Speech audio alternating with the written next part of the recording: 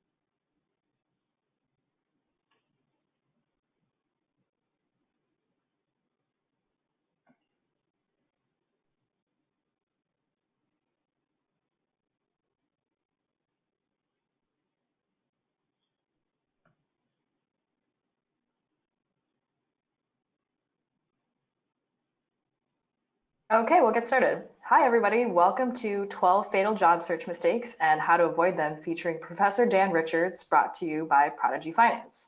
I'm Jess from Prodigy. We are a student loan provider that exclusively funds international students earning their master's degrees at the world's best educational institutions. Here at Prodigy, we love that we help make our students' dreams come true, but we know that a degree is just one step in your journey, which is why we're so pleased to be able to bring you this content today with Dan. Dan is an award-winning member of the marketing faculty at the Rotman School of Management at the University of Toronto.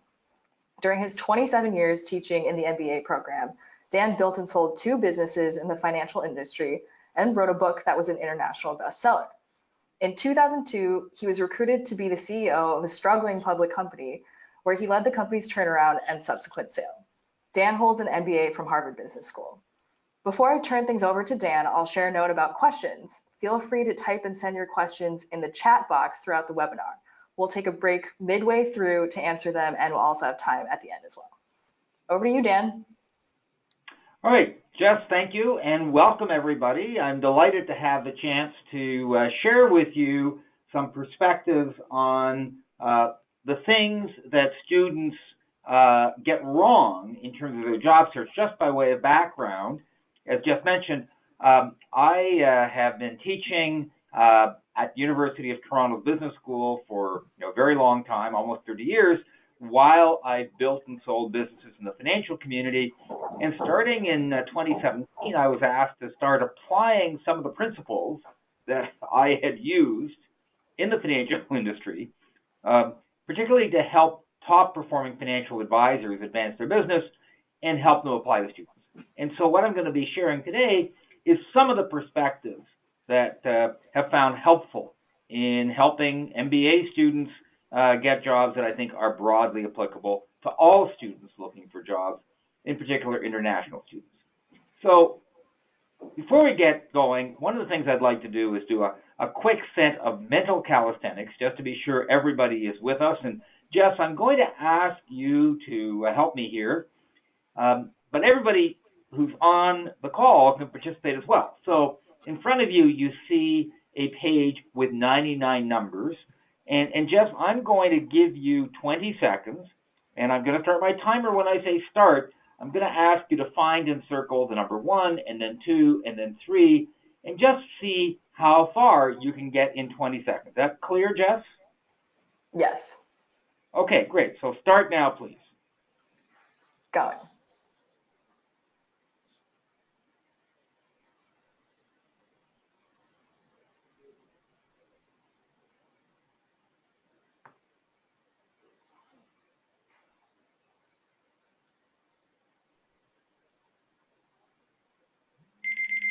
Okay, so that's 20 seconds. Just you had 20 seconds to find numbers. Can I ask you how far did you take it? Did you get to 20?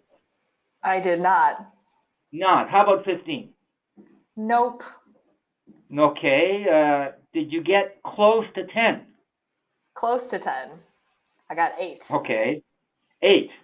All right. So I'm going to give you a hand. By the way, I find that your success is not atypical. Lots of people struggle because there are a lot of numbers on that page. You don't know where to go. By the way, people still looking number one upper right hand corner. So what you see here is 4 quadrants, and if you look carefully, they go up in counterclockwise fashion. So upper right, upper left, lower right. Do you see that, Jess? Yes, I do. Okay, so when I say continue, I'm going to ask you to continue on whatever you left off at, but I'm not going to give you 20 seconds. This time I'm going to give you only 10. And I'd like everybody on the call, again, to participate. You can go through the process of kind of mentally circling the next number also. So let's do that. Let's take 10 seconds now.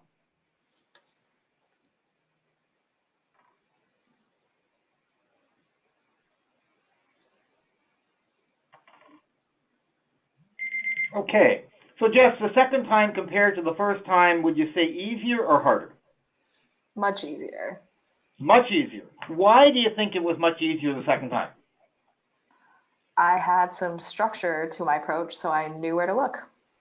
You knew where to look. Exactly. You had a plan. And I'm going to suggest to you, just as you need a plan when you're looking for the next number on this page, so students need a plan for their job search. And what I want to do today is cover some of the elements that should go into a job search plan. Now, often I will get students say to me, look, you know what, let's cut to the chase. Just tell me the formula and I'll follow through, I'll execute. Just tell me what I need to do. And, sometimes people say, well, there's no magic formula to get from A to Z. But in this case, there actually is a formula. Here it is. JSS equals CG times LLN times RN times EPOV times EP times SM. And so it may be that some of the participants on the call want to leave right now because you've kind of got everything you're looking for. You've got the magic formula.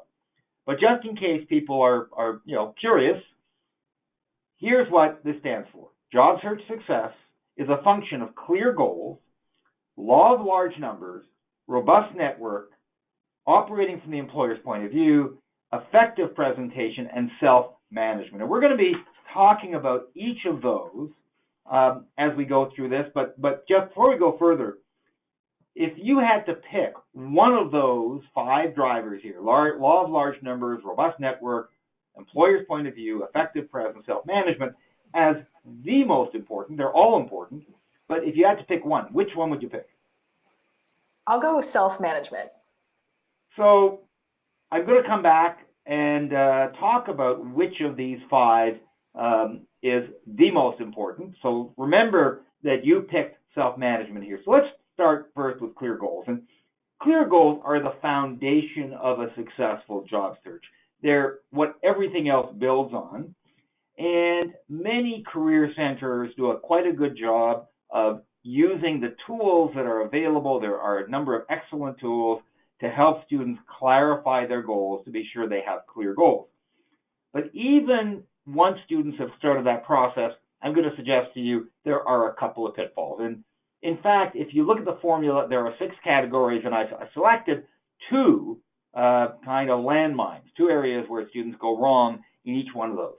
So the first one under clear goals is failing to focus on where students have competitive advantage. Often students are looking for something that is their dream job, but that's not necessarily what employers are looking for. What employers are looking for is where does a student fit who has really kind of some unique advantages in terms of them being able to meet the job requirements. And so employers are focused on competitive advantages. Students are focused on career goals. So the first trap is failing to look for the overlap, where for students, yes, they're hitting their career goals, but they're also focusing on where they have comparative advantage. So that's the first strategy to bear in mind. The second strategy relates to how broad or how narrow the job search is. So do you cast your net wide in terms of the kind of jobs you look for, or do you really, really hone in on a very narrow area? And as an example of where somebody kind of dealt with this issue, back in 2012, I had a student of mine at Rotman, graduated with his MBA, and he was an international student. And his goal, he worked in banking. His goal was to land in a rotation program with one of the big 5 banks in Canada. We have 5 dominant large banks. And regrettably, he failed. And we had a long conversation about what he could do. And so what he did, because he didn't have an option from the banks, he took a position with a smaller bank, but he focused on an area in an operations role, and there were 4 criteria that were important. Strategically critical, something that was a big problem, growing in importance, and consistent with his background. And while he did that, he really set out also to broaden his network around compliance and operations. And so what he did after he started his job, he made a point of attending conferences. He joined the committee of the industry association, ended up being vice chair of the committee. He also set a goal of 2 lunches a month with contacts of the bank. So that was 2012. 3 years later, he ended up landing a job through the contacts he'd made at a big 5 bank. He actually had more responsibility than some of his classmates who'd gotten that rotation program. So that's an example of a student who had a narrow goal, rotation program, but when that didn't materialize, he broadened his goal and ultimately achieved his objective. Let me give you another example, and sometimes it's the job environment that determines your career direction. So I was talking to another student. She graduated more recently in 2016. Her previous fit, unusual for an MBA student. She actually had a master's in opera performance, although she'd worked for 18 months at a bank as an account manager. Between first and second year, she'd worked on a development project in Nigeria. And her goal, like the first student, was to get in a rotation program at a bank. Now, in her case, she actually did get an offer, but on reflection, instead of taking that, she took a job in the management development program with a leading retailer. I remember her saying, I really want to work with people, and the banks are getting away from that. So what happened? She went to work for a large retailer. Unfortunately, she found the company very rigid. She ended up having a personality clash with a store manager and ended up, unfortunately, getting cut loose. Not a happy outcome. So she stepped back and said, so what's really important to me? In early 2018, she took a job with a startup, very different environment, focused on retail, as a customer success manager. And she found that much better fit, much happier, more flexible, faster paced, younger coworkers, a chance for promotion. Now, what had happened, that startup was acquired by Home Depot last December. She recently got promoted to a high-profile role in product management. So that's another example of a student setting down one path in the management development program for a large retailer, not a fit, broadened her focus, and ended up with a happy outcome. One other happy thing about this job is that she's able to take her job to work. And on the day that Home Depot acquired the company, not only did they give a Home Depot apron to all the employees, but her dog also got a special apron to commemorate that event. Now, this notion of being more flexible has been kind of popularized by John Crumbles, who at Stanford, and people want to read more. They can look up his name and planned happenstance. But the second strategy around a job search is be open to alternatives. Don't be too narrowly focused. So that's the first set of strategies and landmines related to clear goals. Second is something called the law of large numbers. And this is a concept from sales where there is a direct correlation between the number of irons that you have in your fire, the number of prospects you have at any given point in time, and your ultimate success.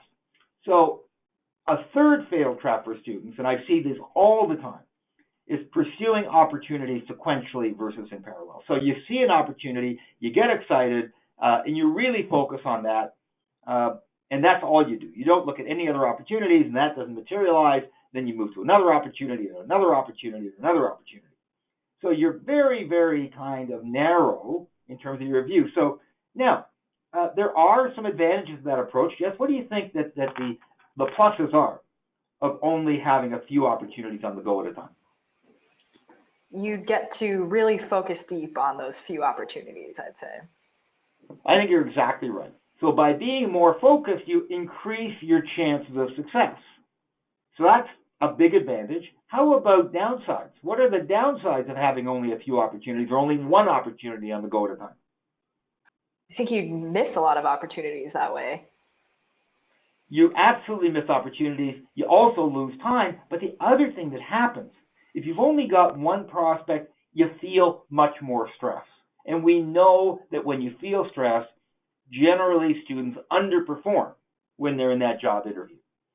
So another example of a student who I worked with, someone who graduated in 2018, so they graduated about a year and a half ago from China, and has a chartered financial analyst designation, worked for banks in Asia, and his goal was to work in private equity or asset management. And he ended up landing a job with a bank in the fall of 2018. It took him 4 months after he graduated.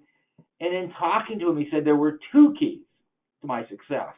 One of them was really expanding the number of potential employers that I reached out to. I'm going to come back and talk about the second key to a success later. But the key question is, how many potential opportunities can a student effectively pursue simultaneously? And that's assuming this is not your full-time job.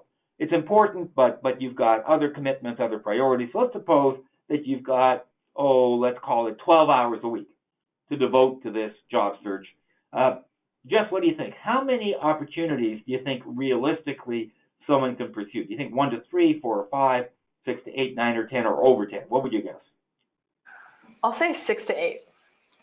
6 to 8, well, you know what? That's not a bad number. Lots of students would benefit from doing that, but I'm going to suggest to you the answer is, if you're organized, is that you can actually manage over 10 provided they're at the different stages of development. So this is a chart that shows you, the kind of the inverted pyramid, where starting at the top, you've got a very broad information process that narrows down to securing a job interview, preparation, the interview itself, and follow-up. And so as long as you have those companies are at different stages, you can actually manage 10 or more.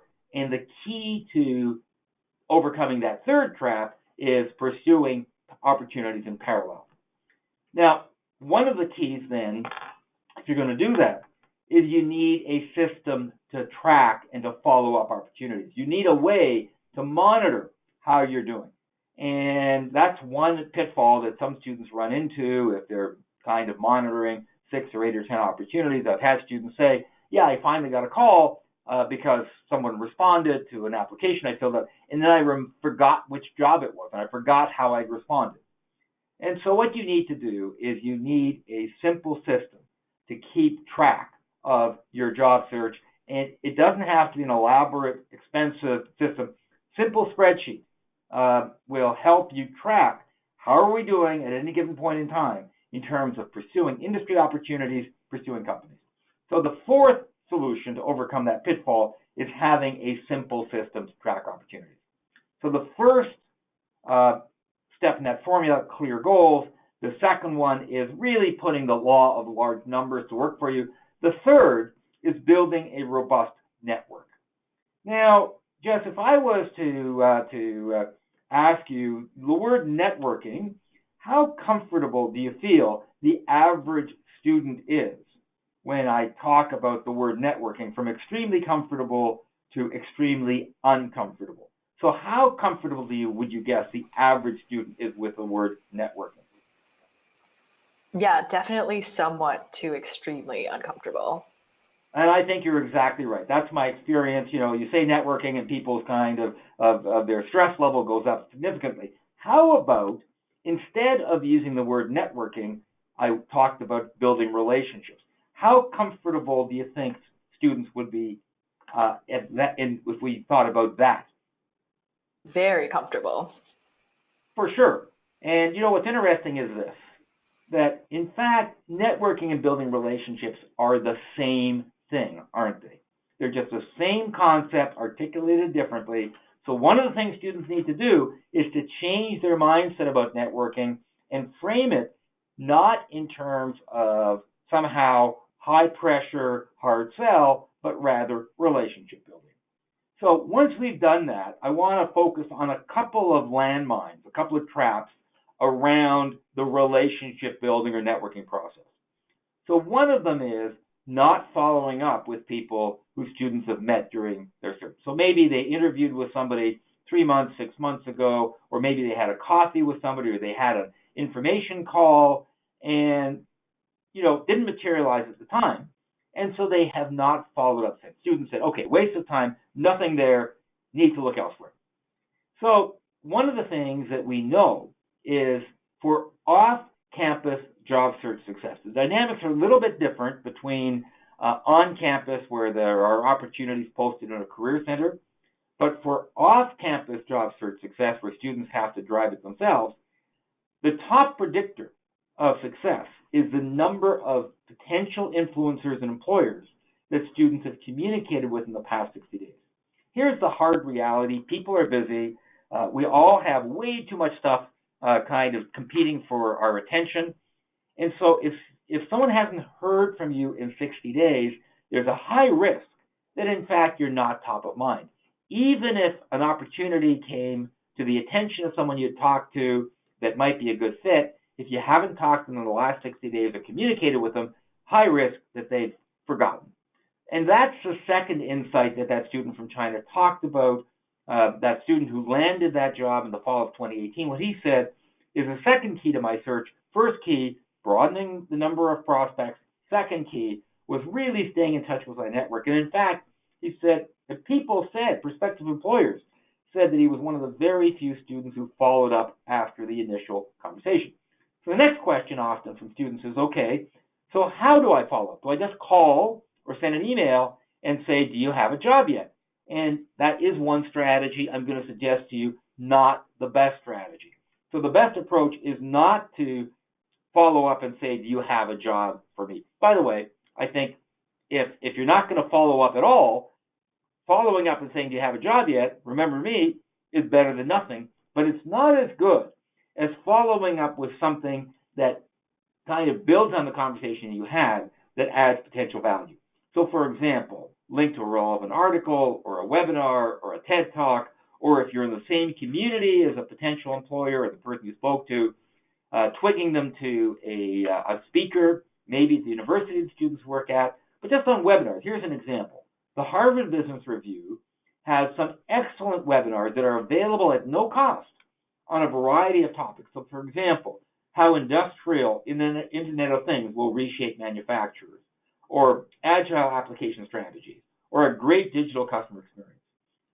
Or when it comes to TED Talks, you've got, depending on your industry, but you've got Gary Kasparov, machines have objectives, humans have passion, or Ray Dalio, who's the founder of the world's biggest hedge fund, talking about radical transparency and betting against the consensus. So the key is to find content that's relevant to your audience, whether it be a webinar, whether it be an article, whether it be a TED Talk, and make a point of every 60 days following up with content so that you're kind of top of mind should an opportunity be presented to you.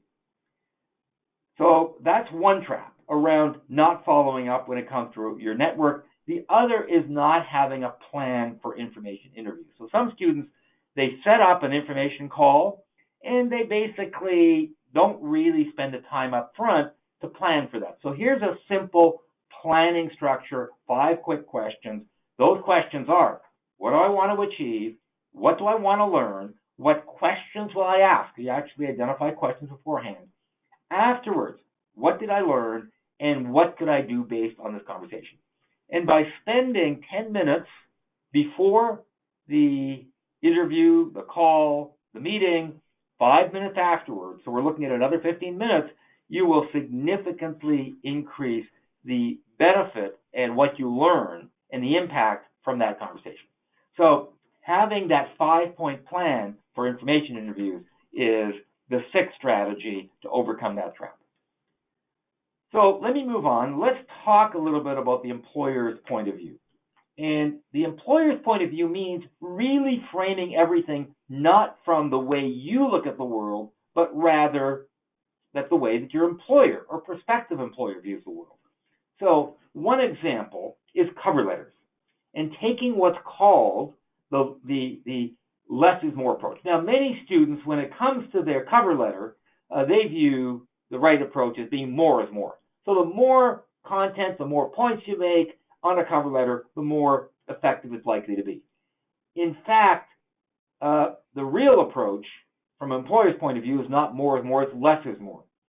Less is more is an expression that comes from an architect named Ludwig Mies van der Rohe, and he was post-World War II, one of the really most influential architects since the end of the Second World War, and his approach, more minimalist, a little more streamlined in response to kind of very much a Rococo, over-the-top, pre-World War II design. But that less is more approach doesn't just apply to architecture. It applies to the way we communicate. So, for example, I'm going to ask everybody in the call to think about whether these cover letters make, if you're an employer, you want to even look at them. So here is a cover letter that's pretty typical of one that many students would send. Here's another still. So these are all real cover letters. And frankly, when I've shown them to employers say, I don't even want to start looking at that. It makes my head hurt even thinking about that. So here is that's one approach. Here's another approach that we could take by contrast. So this one is better. I think most people would agree. Another one that's better, and here's another one that's better. So rather than taking a more is more approach, take a less is more approach in cover letters, because that really operates from your employer's point of view. So that's one example of operating from the employer's point of view. Here's another, and it relates to tailoring your approach to the individual employer's hot buttons.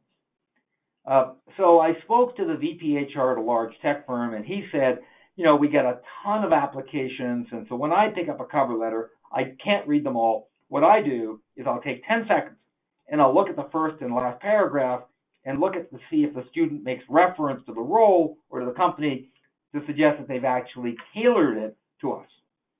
And so that's that employer, but he's typical of many of the HR folks that I've talked to. So one of the things you need to think about is, so let's suppose that you're going to send a cover letter and you're going to use 3 examples in your cover letter of something you've done that hopefully will make the employer look at your resume and decide that you're someone they want to interview. So do the same examples apply equally for every employer? So let's suppose, Jess, you wanted to go into retailing. You graduated with your MBA, and you had 2 interviews. You had one for Starbucks. You had the other with Walmart. Do the same examples apply equally to Starbucks and Walmart? What do you think? Not at all. No. Not at all. Both incredibly successful companies, but in very different ways, different cultures, different norms, different expectations. So the key is to think about what are the hot buttons of an employer, what are the things that they look for, what's their culture, and tailor your approach to the employer hot buttons.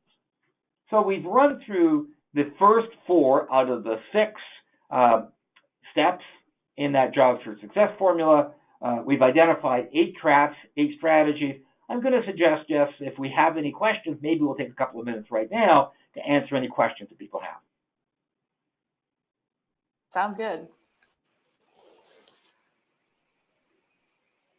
Once again, everyone on the webinar, feel free to send in your questions via chat. Okay, Jess, so do you have a question that someone has sent in? If not, we can continue on, but if we have 1 or 2 questions, happy to take them now. Yeah, we've got a question. How do I know what the hot buttons are for an employer so I can tailor my cover letter? So that's a great question. And first of all, just think about that Starbucks and Walmart just viscerally, intuitively. I think if we thought about it, could come up with that, or maybe you brainstorm with a friend or a classmate or your roommate, come up with a list.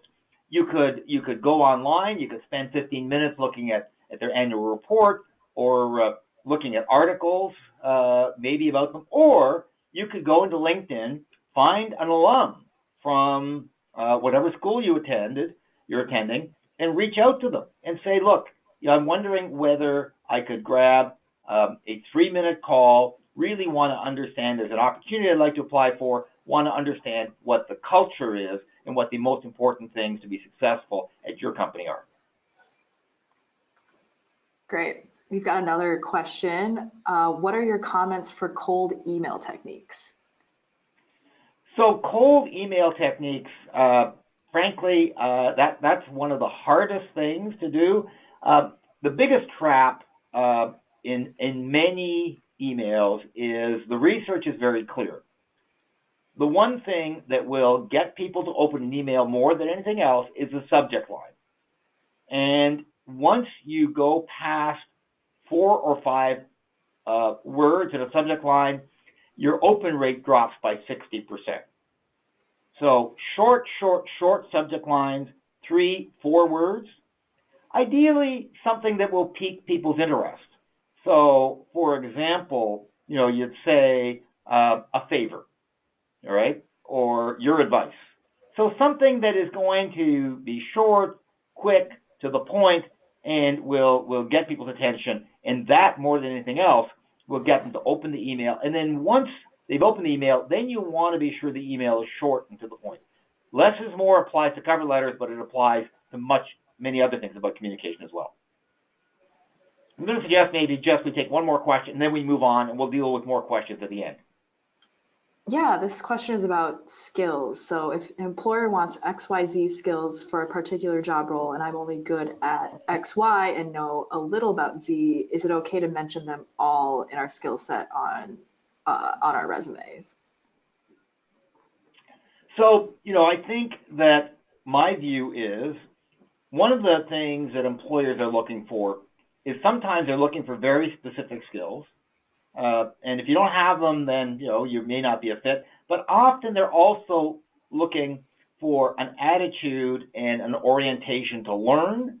So demonstrating that you have learned skills, but also are working on new skills is something that you may want to consider. Depends on the skills. If what you're working on is fairly basic, maybe not mention that. But if you're looking at a more advanced kind of approach, so for example, I've worked in the financial industry, and even if someone says, currently enrolled in my level 1 CFA, they don't have their CFA yet, but the fact that they've enrolled for it sends a signal to an employer about how serious they are in their commitment. Does that make sense?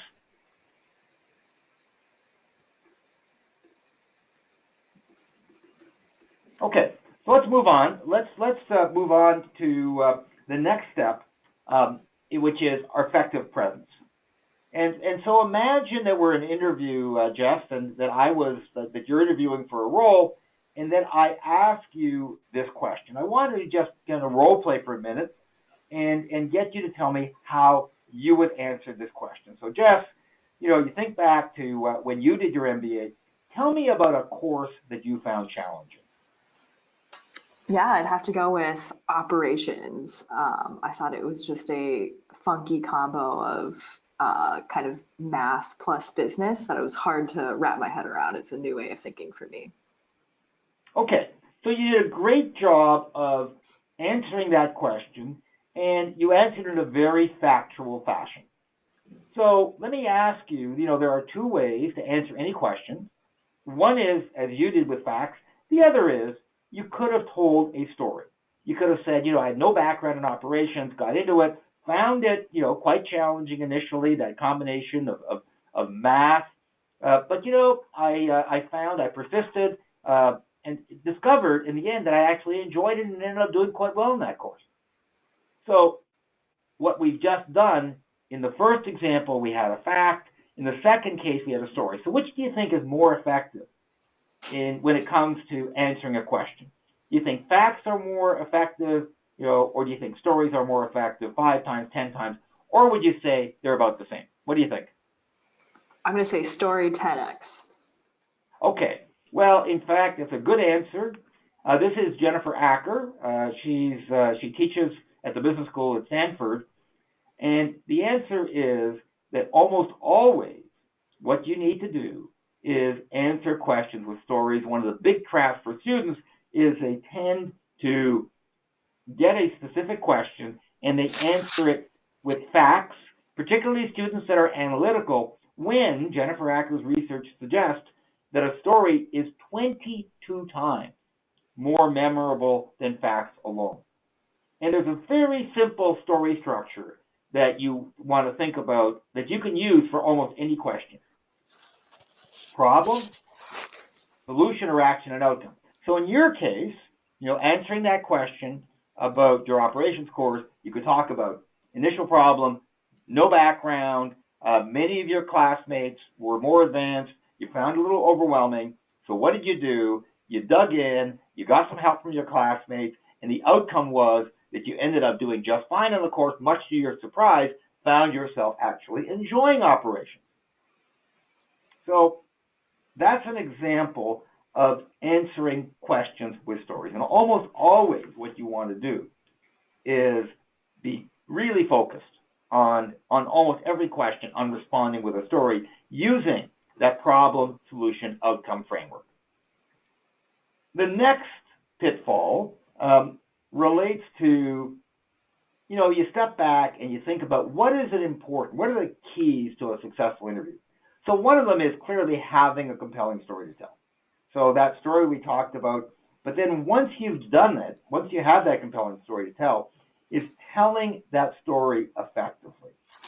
And, let me ask you, Jeff, when an interviewer comes out, you're in the lobby, waiting for an interview, how long do you think it takes for them to form an initial judgment, an opinion? Would you say 2 minutes, 1 minute, 15 seconds, 5 seconds, or under a second to form an initial impression? I'll say 5 seconds. Well, you're close because the answer is under 1 second. So in that second, they haven't heard your story, but they've started making assessment of, are you able to tell that story with confidence? So I want to play, just to demonstrate that, a couple of very, very short clips from a couple of videos. The first of these is from a couple that graduated from business school, and they formed a company in Southeast Asia called Grab Taxi. And before we even listen to them, I'm going to ask you to just look at their expressions. They look comfortable, they're smiling, they're happy. Let's just listen briefly, to what they had to say. For App Vision, after 6 years of building this together with the people of Southeast Asia, we were able to start working together with Uber as partners once we acquired the Southeast Asia Center. Uber was struggling in Southeast Asia.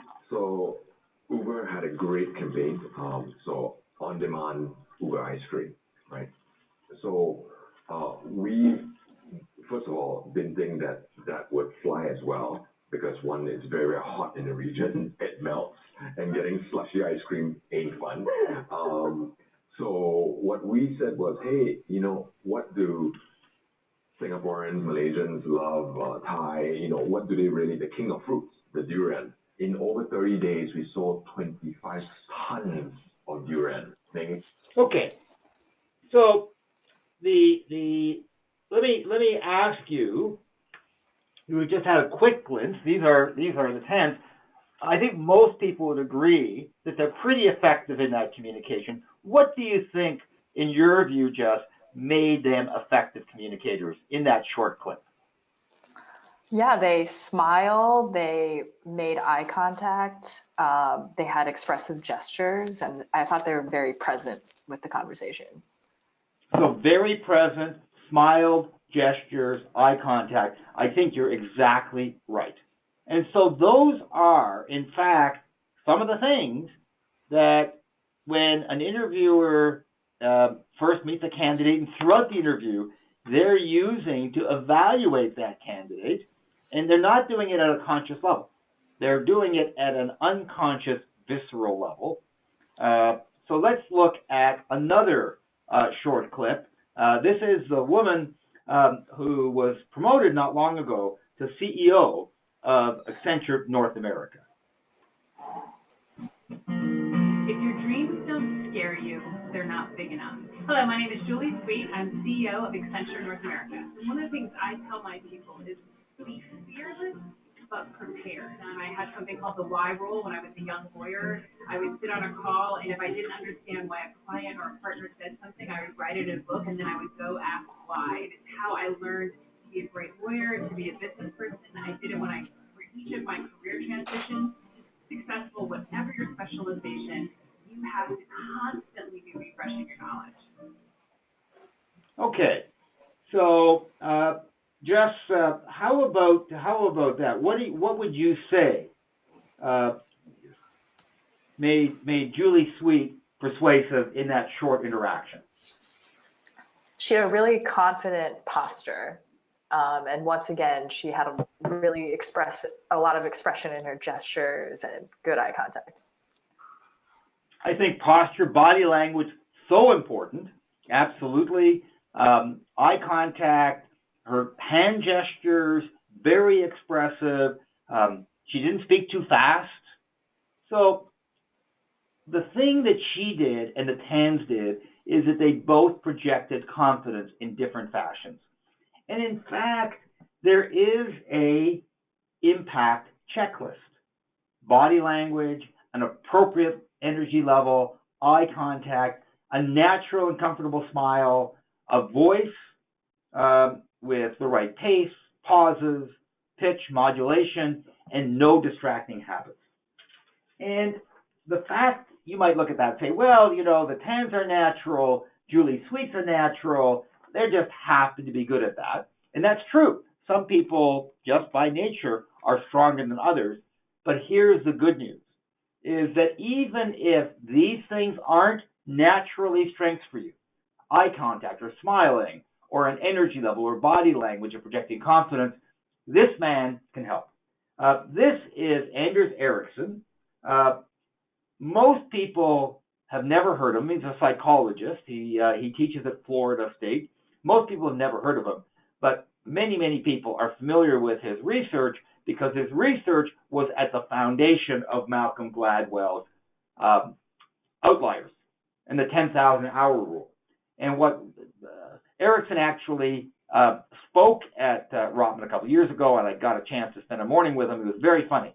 He said, Malcolm Gladwell came and spent a ton of time with me, made copious notes. When the book came out, he made about 20 points based on our conversation and based on my research, roughly 19 of them which were not 100% accurate. So, for example, he said there is no 10,000-hour rule. There's a 5,000 to 25,000-hour rule, depending on the individual and the task and the context, but much sexier to talk about 10,000 hours. Now, what Ericsson has done is he's made the study of what it takes to achieve peak performance, his life's work. And one of the things he talks about is a model for improvement that he calls deliberate practice. And essentially what it pertains to is a 4-step process. So first of all, picking an activity. Let's suppose that someone might look at the video of Julie Sweet and the Tans and say, love their body language, love their smiles, love the energy that they have. So you're going to pick one or two of those. Then you're going to build a mental model. You visualize. What does that look like? Then you practice. And then the most important thing is you get feedback. So one skill at a time, mental model, practice in a safe, low-risk setting with a friend, let's say, or a partner, a classmate, roommate, and then you get feedback. And the best form of feedback is using a video. And so what you do is you use deliberate practice to tell your story with confidence by using the video on your phone to record yourself or have a friend record you, get feedback and repeat. I had a student who came in to see me after one of the workshops that I ran about a year and a half ago, and he was incredibly appreciative because he'd landed a job. He'd gotten a job offer. It had taken him a couple of months. He was experiencing a lot of stress, and he's from India, as it happens. And he said, the only person happier than I was to get my job offer was my wife, because the job interview was Monday morning. We spent 6 hours on Sunday afternoon practicing, where she's holding the phone as I'm practicing answers to questions. But if you're really serious and committed, that's what it takes to operate at a peak level.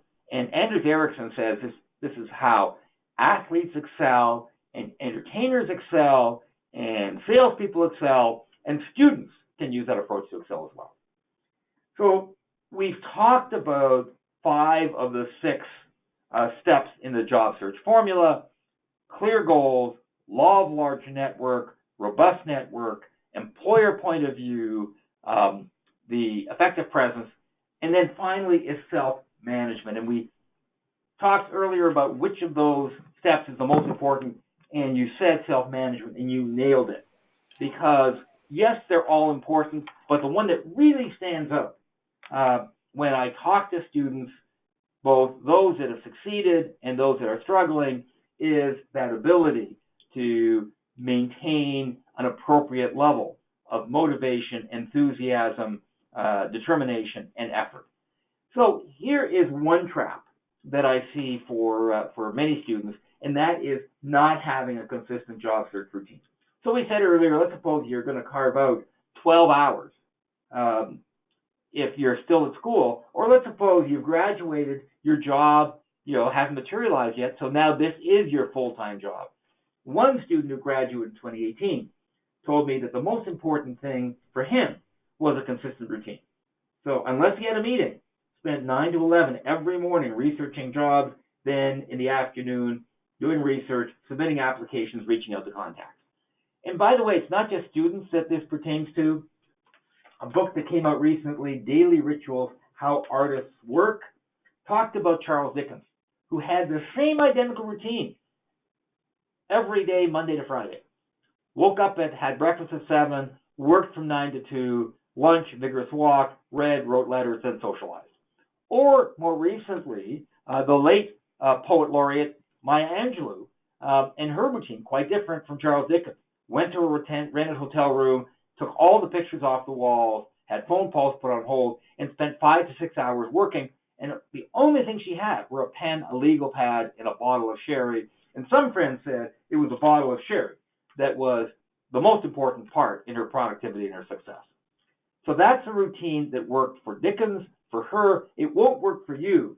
But there are 3 steps to think about your routine. First of all, how many hours will you spend? And it's going to vary with the individual, but that's the first step. Once you've identified how many hours you'll spend, the next question is, when will you spend those hours each week? And finally, how will you spend those hours?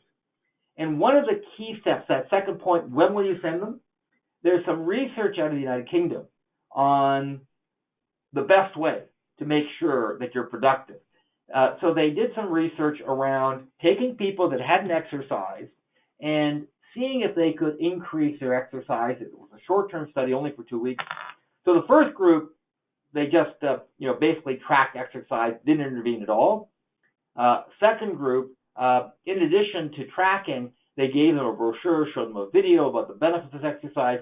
And the third group, and they called that the motivation group, the third group, they asked them to write down when they would exercise. That was the intention group.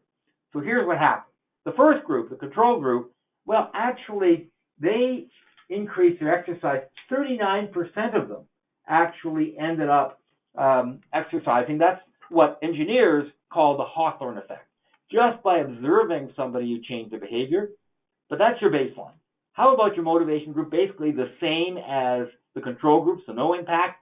Your intention group, though, 91%. So just by going to your calendar and identifying when am I going to spend that time that I've committed to, put in your calendar as a recurring appointment, you dramatically increase your chances that it's actually going to happen. So that's strategy 11. Establish a consistent job search routine. Last strategy relates to motivation. we know that looking for a job is a tough, discouraging process. And so one of the things you need to do is to have strategies in place to kind of overcome the challenges to motivation. So in 2017, one of the students that I worked with, he ran his own business for Rotman, and his goal was to work in a consumer packaged goods firm. And he, in fact, did land a job in marketing management with a mid-sized consumer firm in August 2017. So it took him a couple of months to find it.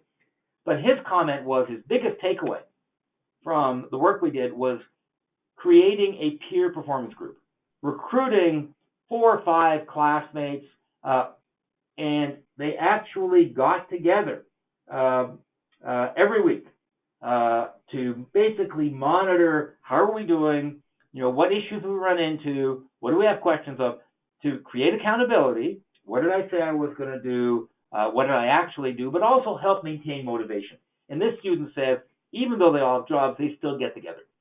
So that performance team has a number of benefits: accountability, consistent routine, and that accountability report, very simple, 4 questions.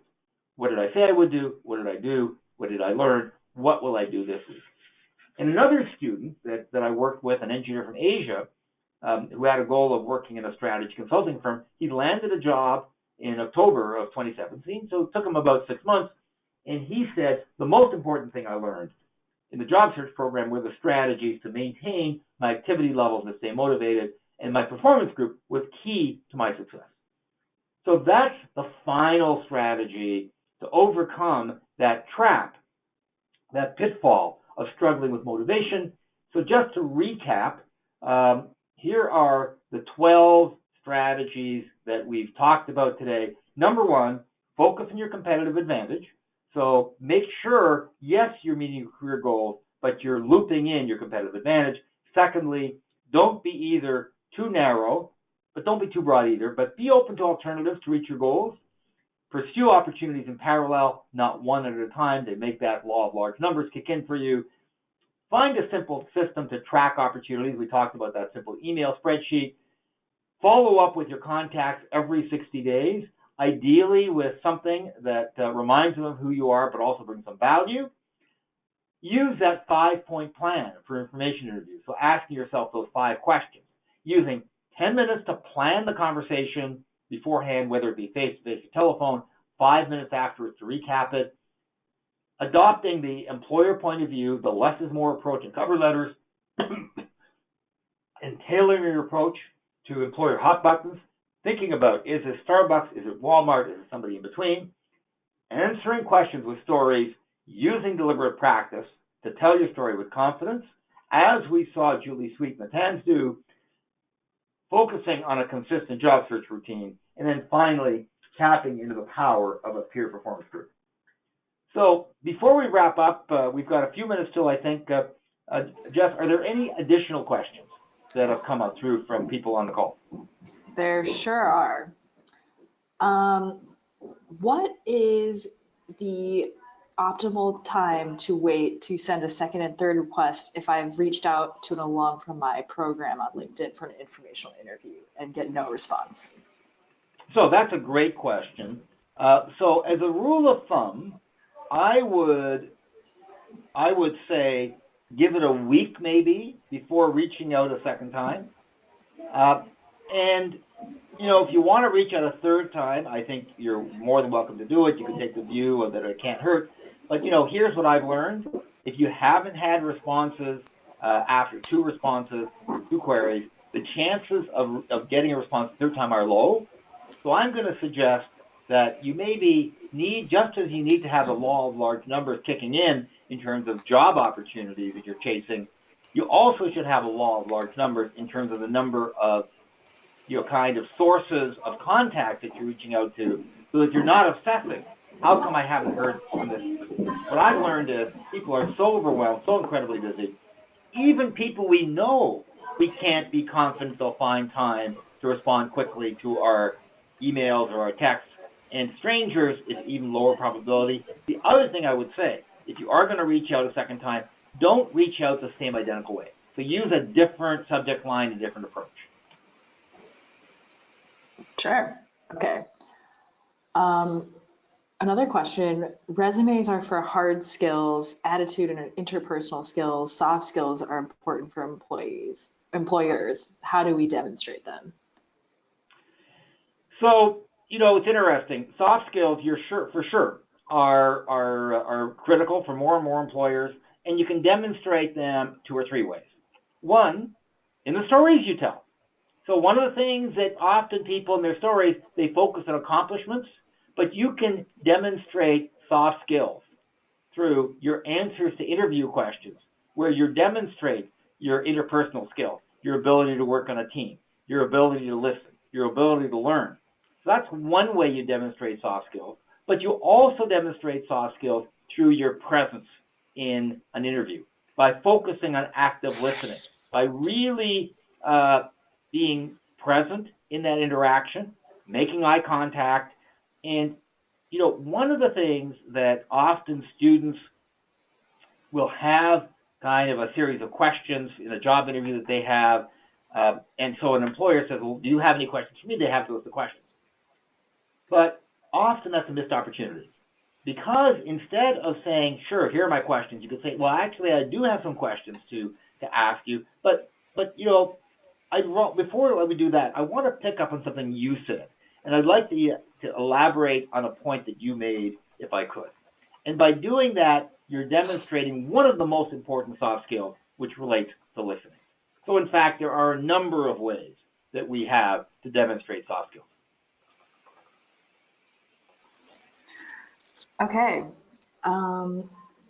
If one has no experience, but the job position demands, say, 2 years of experience in that field, should we apply or is it completely futile? Well, I mean, look, this relates back to that law of large numbers. Look, I think it's low probability. We know that, but as long as you could say, well, it may take. You may want to spend a little bit more time thinking about how you answer that. So be explicit. Say, I know that you need you ask for 2 years of job experience. Even though I don't have that, I'm applying. Here's why, and here is what I bring in terms of passion and commitment and conviction and success in other areas. And I hope that will earn me the right for a further conversation. So if you're going to apply where you don't meet the qualifications, my view is you deal with it explicitly, but at the same time, you also want to have other opportunities you're pursuing where you don't have the hurdle of not qualifying. So that's where the law of large numbers comes in. You actually can be comfortable applying for jobs where you may not be 100% if you have multiple opportunities on the go at the same time. Sure. Okay. What should be the cadence of answers to questions like, where do you see yourself 5 years from now? Saying to the interviewer, in your position doesn't seem right. Pursuing entrepreneurship also looks like a no-no. In reality, we don't know our 5-year plan. So I think I agree saying, well, I'm going to quit as soon as I make a little bit of money and pursue other opportunities. So, everybody's different. So everybody needs to think about what the right response is for them. But the way that I would think about answering a question like that would be to say, well, of course, 5 years is, it's way in the future. It's hard to predict exactly. But here are the 2 or 3 most important qualities that I hope that my career and my job 5 years from now would look like. So one, that I would have demonstrated the ability to make a contribution to the company that I work for, so I would be able to look back and point to significant accomplishments. Secondly, that I would have learned new skills, so that in the course of helping contribute to the company's success, that I would have learned. And finally, that I would have a reputation within the company as somebody who is a great team player. That would be my definition of success 5 years from now. So you're broad in terms of not being too specific, but you provide enough specifics that an employer can get a sense of who you are. Sure. Okay, we are just about out of time. Before everyone leaves, we'd love to get your feedback on this webinar through this simple poll that I've launched, just a thumbs up or thumbs down. And thank you so much, Dan. We will distribute the recording of this webinar and also Dan's PowerPoint shortly after. And thanks everyone for joining.